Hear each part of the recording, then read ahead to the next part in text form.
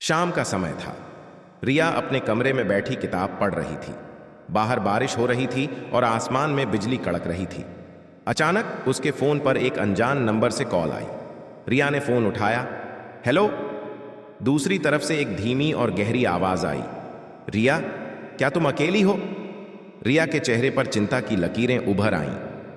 तुम कौन हो? उसने डरी हुई आवाज में पूछा। यह जानने की कोशिश मत करो, आवाज ने कहा। बस मेरी बात सुनो। अगर तुमने आज रात घर से बाहर कदम रखा तो तुम्हारी जान खतरे में पड़ जाएगी। रिया ने फोन बंद कर दिया। उसका दिल तेजी से धड़कने लगा।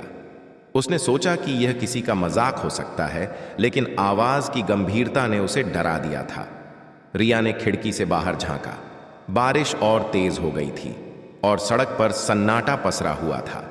उसने दरवाजे को लॉक कर दिया और लिविंग रूम में आकर बैठ गई। उसके दिमाग में अजीब अजीब ख्याल आने लगे थे। कहीं यह सब सच तो नहीं? कुछ देर बाद रिया ने खुद को शांत किया और सोचा कि यह सब महज एक इत्तेफाक हो सकता है।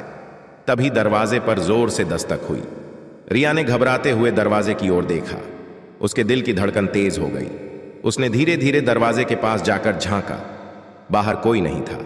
रिया ने दरवाजा खोला और बाहर देखा, लेकिन कोई भी नहीं था। उसने राहत की सांस ली और दरवाजा बंद करने ही वाली थी कि उसकी नजर एक लिफाफे पर पड़ी जो दरवाजे के पास रखा था। उसने लिफाफा उठाया और कांपते हाथों से उसे खोला। लिफाफे में एक कागज था जिस पर लिखा था, मैंने तुम्हें चेतावनी दी थी, अब समय खत्म हो रहा है। रिया ने डरते हुए पीछे मुड़कर देखा, लेकिन वहां कोई नहीं था।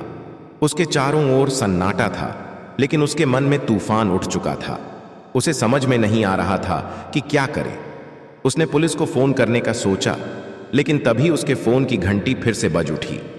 उसी अनजान नंबर से कॉल थी।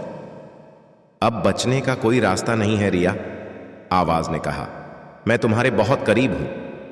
रिया की चीख पूरे घर में गूंज उठी। कमरे की लाइट अचानक बंद हो गई और सब कुछ अंधेरे में डूब गया। बाहर अभी भी बारिश हो रही थी और कहीं दूर एक साया धीरे धीरे रिया के घर की ओर बढ़ रहा था।